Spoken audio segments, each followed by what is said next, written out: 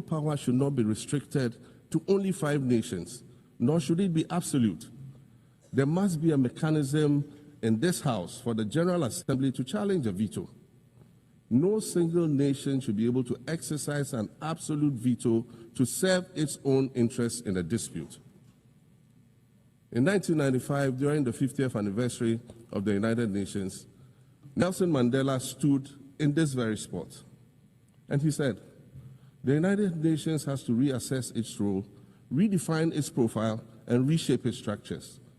It should truly reflect the diversity of our universe and ensure equity among the nations in the exercise of power within the system of international relations in general and the Security Council in particular." I close quotations. 30 years later, we African leaders are still making the same simple request for a permanent seat on the Security Council with the power of a veto.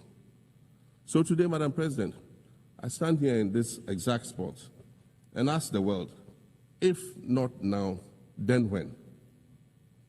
We demand not only a reform of the Security Council, but also a reset of the global financial architecture, which is currently rigged against Africa. Africa must have a greater say in the world's multilateral financial institutions. And while I'm making requests, I'd like to call for the removal of the blockade on Cuba. As Dr. Kwame Nkrumah, our nation's founder, famously said, "We seek to be friends with all and enemies to none." The Cuban people shed their blood on African soil in the fight against apartheid. And indeed, Cuba has been and continues to be a faithful friend of Africa. You see, the very fact that I can stand here and ask these things and say these things, and the fact that all nations can ostensibly gather here to address critical global issues, air our grievances, and express our concerns, that is what makes the survival of this organization so important.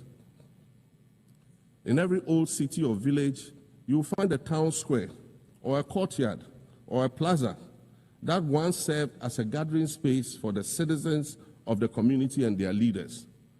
Meetings and celebrations were held there, as were trials and elections. And these were spaces that brought people together and held them together as a community.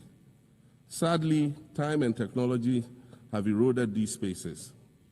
Madam President, in many ways, the United Nations is the proverbial town square of our modern global village. And it has never been more critical for us to protect this one space that brings and holds the world nations together as a community. The internet, social media platforms,